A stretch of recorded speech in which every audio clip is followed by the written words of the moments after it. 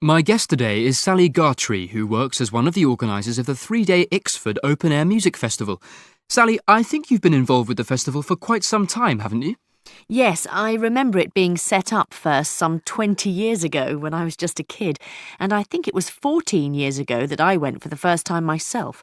I made my parents take me, and then I went absolutely every year after that. I was asked to join the team of organisers 8 years ago, and I can't imagine ever stopping now. And I guess you've seen some changes over the years.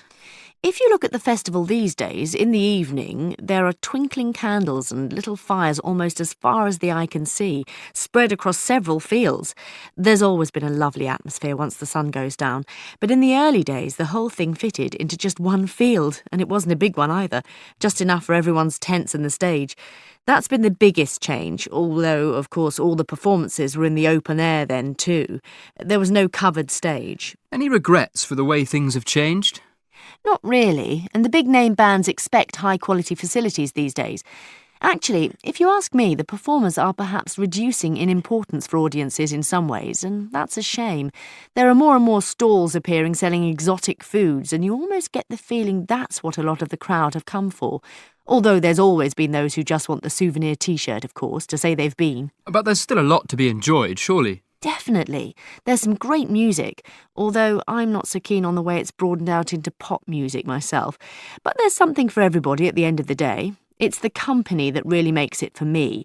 Everyone just seems so calm and ready just to have a good time. These days, though, I have to say, I tend to wander back to my tent and fall asleep not much after midnight. I can't keep going all night like some of the others, or like I used to. Anything you'd like to change about it? Well, we can't control the weather, and it's been rather wet some years, leading some people to suggest moving everything indoors, but that would spoil the fun for me.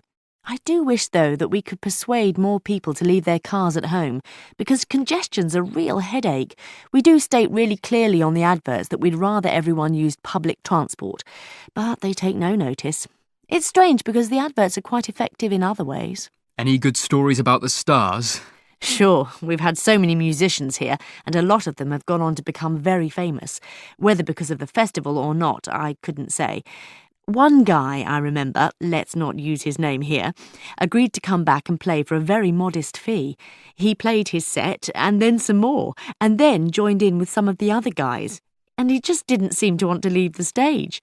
Afterwards, he said he just loved being here, and I think a lot of them feel that way about the festival. So what of the festival's future, Sally? I think we've achieved the optimum size, actually. The programme of performances is as full as it can get, realistically, and I imagine we'll always resist the idea of being broadcast on television, because that's just not what we're about. So I personally wouldn't be in favour of expanding things further, though, of course, that's not just up to me, and there are those who'd like to go to 4 days or bring in another field. I guess we should be happy that it carries on being so successful. Indeed. Thanks, Sally.